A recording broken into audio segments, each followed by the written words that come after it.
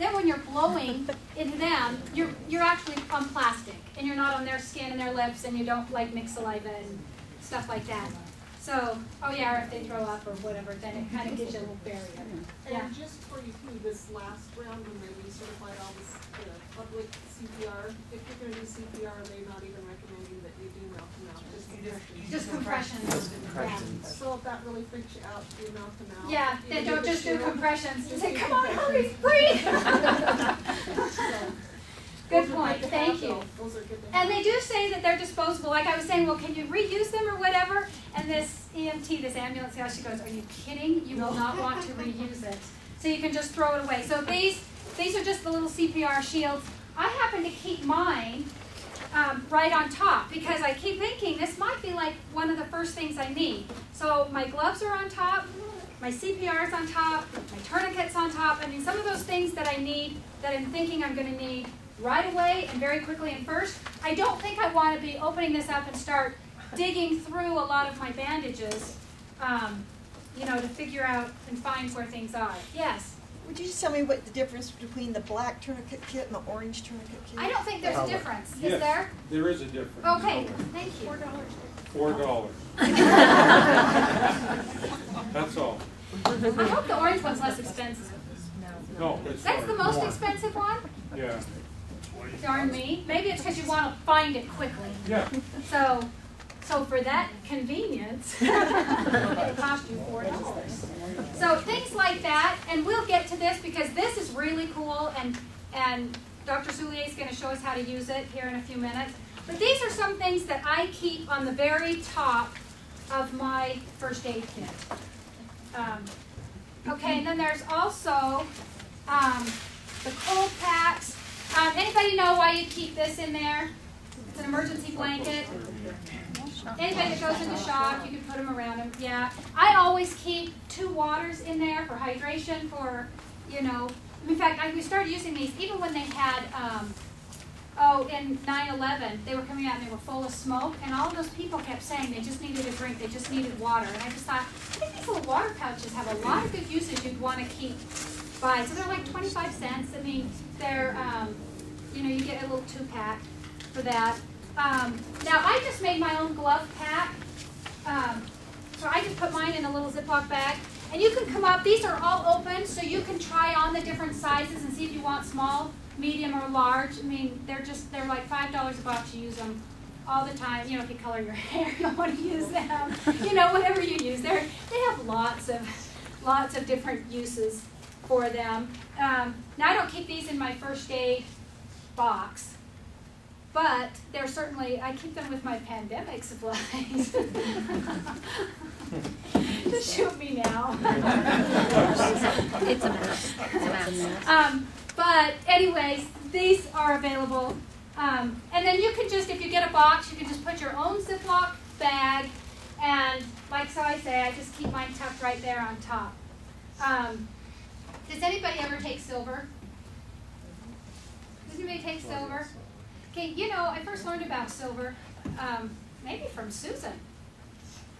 Yeah, maybe I learned from you when I first got it. But I did a lot of research, and this company was started with this microbiologist that went to BYU, and I said, I want to see all your testing. So they sent me all the testing, and I read it.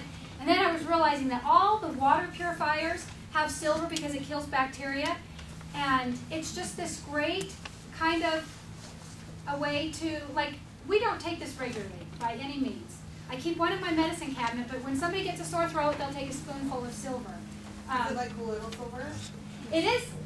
It's not colloidal silver. They call it. I'm getting older. Excuse me. They call it something, but it's not colloidal. He made that very clear to me that it's not. Between that and the colloidal silver. What's that? What's the difference between that silver and the colloidal silver? I know. He told me, and I actually don't remember, except that he convinced me this one was better than a colloidal silver. Because I use colloidal silver at my house all the time, and it's awesome for burns. And it's awesome for cuts. Yeah. And like if you have like a sore throat, you can gargle with it. You know, I don't even really know what the difference is, truthfully. But if you've got colloidal silver, use it. They use like silver when they do the water, you know, like I said, when they do, like anybody, we've done aqua rains. I mean, they're lined with carbon and ceramic and silver because silver. And when I looked at the reports on this, they had taken out of the river. They had taken water and then they had added silver to, they had tested it and then added silver and then tested again to see the range of bacteria that it would actually kill. And it's a nice range of like common bacteria. So if you were to a point where you couldn't get an antibiotic or something and somebody was sick, I think this is a great kind of way to solve that problem. This one is just a 16 ounce. This one has a spray. So this one you would need to have a dropper or a spoon or something. So I keep this one in my medicine cabinet, but I actually keep the one with the spray in my first aid kit, because then if I don't, then I can just spray it. You know, it's like 10 squirts, you know, and then I don't have to worry about having a dropper or a spoon or So something 10 like sprays that. in your mouth, or would you spray it on like an actual open sore? Well, I've never used it for open sores like that. We've always just taken it internally. We just, but you know, if I could read the directions, maybe. Do you want Is there a website we can check it out? Yeah, you can go to Silver Biotics and check it out. We use silver on wounds. Use what? We use silver on wounds as well. Oh, silver on wounds. Okay, there we go. And he's a doctor. He's smart. So, yeah, silver on wounds. So I just think it's a nice, it's just a nice thing to have in your first aid kit. Can I ask one more thing? You bet. So Scott, would you put like, clean it out first and then put the silver on it and then the triple antibiotic and then the Band-Aid? Or would you do, I wouldn't do all that. you wouldn't have to do all of that? So spray it on the wound and cover it? Or maybe wash it first if you thought it had dirt? Clean it first real well. Okay, And, well, I don't necessarily use that brand. right. But then clean it real well, and then there's an antibiotic, either the triple antibiotic or this stuff, Or the silver. and then the Band-Aid's not off. Yeah, there we go. See, I learned something new. This is why these are so great. Okay, so there's that. Did we cover everything that's on that list with the exception of the trauma kit?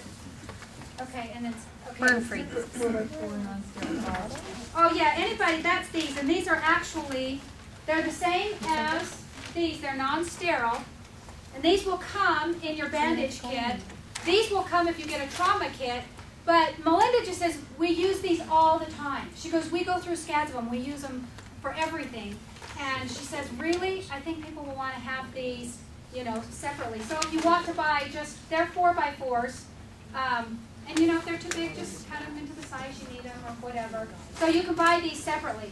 Now this is, with this little guy in it, this is the trauma bandage kit. And so in a minute, I'm going to show you this kind of cool thing. We're going to even open it.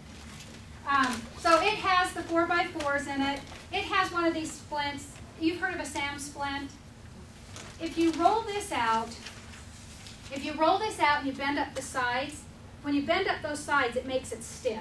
And then you can kind of mold it to whatever shape of arm or whatever, and then it's got the little straps in there, and you put it around it. So it's 36 inches, so you could do it on a leg, you could do it on an arm. If you had to, you can even cut this in different lengths if you needed to. So it's just a splint that will do, you know, if you had to do a hand and wrist or an arm or a leg, you know, it just works kind of as a good splint. Okay, and then these are going to be packaged a little differently than when we get, they'll be a little differently, but you get gauze rolls. There will be non-sterile and sterile gauze rolls. These are this is a trauma dressing. It's called a multi-trauma dressing. It's 10 by 30. I mean, this would be, we're talking, this is a trauma kit. So if you're CERT trained, think about this. I put one in my grab-and-go bin, so it doesn't go with me on vacation or anything like that. But I do have one in my grab-and-go bin. But it's got two of these. We're going to make this so you can see now all of this stuff. So it's got two of the multi-trauma dressings. And these are the ABD pads. Now these are 8 by 10, so they're larger. Remember we had the little 5 by 9s over here in our family kit? The trauma kit, same thing, it's a combine dressing, but they're 8 by 10. And then there's lots of these sterile 4x4s. There's like 25 packets because you'll be using those a lot. This one also comes with the gloves. There's 5 pair of gloves in there.